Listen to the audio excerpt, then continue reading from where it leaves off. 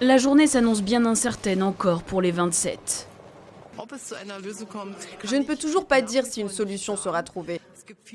Il y a beaucoup de bonne volonté, mais il y a aussi beaucoup de prise de position. Je les soutiendrai donc, mais il se peut aussi qu'aucun résultat ne soit obtenu aujourd'hui.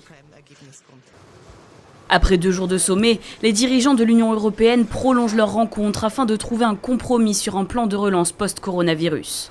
Mais cette fois, l'unanimité est exigée et ce n'est pas gagné.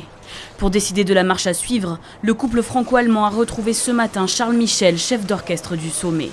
Je pense que c'est encore possible, mais ces compromis, je le dis très clairement, ne se feront pas au prix de l'ambition européenne.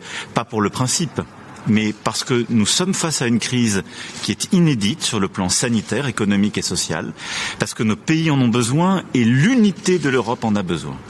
Le plan de relance, soutenu par Berlin et Paris, prévoit toujours un montant de 750 milliards d'euros, mais la répartition entre prêts et subventions reste au cœur des négociations. L'Autriche, le Danemark, les Pays-Bas et la Suède émettent toujours des réserves sur ces sujets. Alors, l'heure est aux concessions. Les rabais pour l'Autriche ont été augmentés. Ce n'est pas tout à fait suffisant pour nous. Nous voulons un peu plus, mais cela va dans la bonne direction. De leur côté, les États du Sud comme l'Italie et l'Espagne craignent que cela ne les oblige à se soumettre à un programme de réforme comme cela avait été imposé à la Grèce par le passé. Autre sujet délicat abordé, la question de lier le versement des aides européennes au respect de l'état de droit, principe de l'Union qui garantit les valeurs et droits fondamentaux. Mais la proposition hérisse déjà Budapest et Varsovie.